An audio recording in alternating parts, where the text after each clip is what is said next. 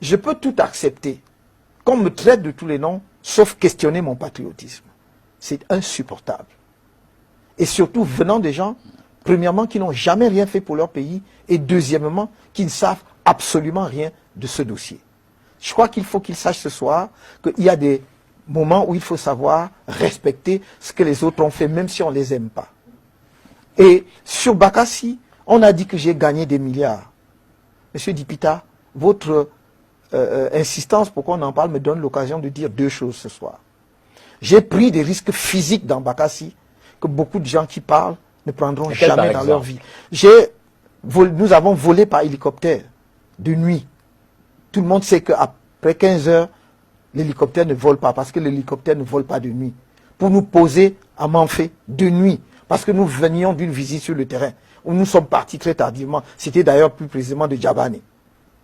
Notre hélicoptère est tombé comme une pierre à Niamey. Je suis sûr, vous ne savez pas où se trouve Niamey. C'est une montagne de l'extrême nord, perdue dans la chaîne montagneuse, où nous allions voir un village qui avait été brûlé, alors que c'était un village camerounais. Nous voulions vérifier la véracité des faits avant de passer à la phase où on entamerait la démarcation. Je l'ai fait. Mais mieux, ou pire, ou mieux encore.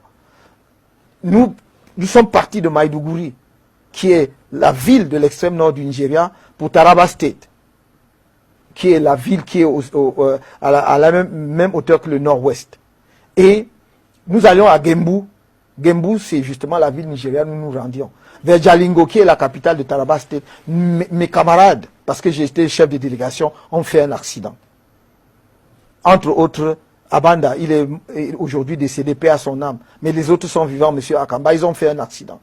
Heureusement, finalement, au final, on se rendra compte que c'était pas très grave. Mais sur le champ, nous ne pouvions pas le vérifier. Je les ai pris dans la voiture. On est allé à l'hôpital Jalingo, il n'y avait pas de radio.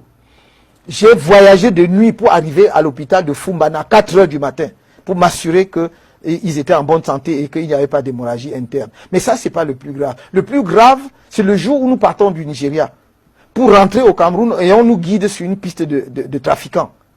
La piste de trafiquants, les véhicules ne se croisent pas. Parce que c'est une piste creusée à la main. Une seule voiture peut descendre. Notre voiture était encastrée, c'était un 4x4. Nous sommes sortis à 1 heure du matin pour chercher dans les villages avoisinants si on pouvait trouver une hache pour enlever les racines qui encastraient notre véhicule. Quand nous sommes arrivés vers Sabongari, les populations étaient époustouflées, abasourdies parce que trouver des citoyens, j'allais dire presque normaux, dans de telles régions, c'était inhabituel.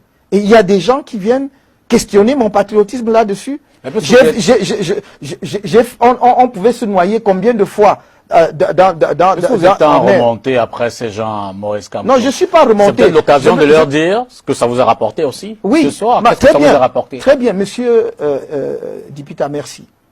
Dans Bakassi, je n'ai jamais eu de contrat avec l'État camerounais. L'État vous a-t-il désintéressé d'une quelconque manière? Déjà, attendez, pourquoi vous posez une question importante et vous me donnez l'impression que vous ne voulez pas que... Je voudrais expliquer clairement aux Camerounais ce qui s'est passé. Parce que ça revient un peu trop souvent. Et justement, les gens veulent diminuer, j'allais dire, la part de contribution que j'ai pu faire au service de mon pays, pour ma patrie dans Bakassi, en disant que je me suis enrichi dans Bakassi. Permettez donc que je clarifie ce point. Je n'ai donc jamais eu de contrat. Parce que quand on vous dit que j'ai gagné, j'avais un contrat de 500 millions, on vous parle même de Brain Trust. À ce moment, quand j'ai démarré l'affaire Bakassi, le Brain Trust n'existait même pas. Et quand vous dites que j'ai eu un contrat rémunéré 500 millions de francs par an, avec un bonus à la fin de 5 milliards, c'est quand même... Nous sommes devenu quoi dans ce pays? Je n'avais pas de contrat. Je n'avais même pas une lettre formelle écrite qui me disait, voilà, on vous confie le dossier Bakassi. Ça s'est fait au téléphone, je vous ai expliqué, en tout cas j'ai expliqué aux Camerounais que je suis entré dans le dossier Bakassi par un coup de téléphone du ministre d'État, Ferdinand Oyono, ministre des Affaires étrangères. J'étais à l'amphithéâtre à Douala en train de donner un cours. Le doyen de la faculté m'a appelé en disant, on vous appelle de Yaoundé. J'ai pris le téléphone et c'était le ministre d'État au bout du téléphone. Et il m'a dit, je voudrais vous voir. Et je lui ai dit, je peux être là vendredi. Il a dit, je vous attends. vendredi, je m'y suis rendu et il m'a demandé si je voulais prendre en charge le dossier à la demande du président de la République, ce que j'ai fait. Monsieur Dipita, pendant tout le temps que j'ai travaillé dans Bakassi, nous étions traités comme des fonctionnaires camerounais lorsqu'ils se rendent en mission. Donc si nous allions au Nigeria, on calculait nos frais de mission comme des fonctionnaires camerounais qui vont en mission au Nigeria. Si nous allions à Paris ou à La Haye, on calculait nos frais de mission, chacun sur son grade, comme on le fait dans la fonction publique. Si vous êtes fonctionnaire de catégorie indistinct, on calcule vos frais de mission sur cette base. C'est connu. Et je le dis ici aujourd'hui, parce qu'à un moment donné, il faut que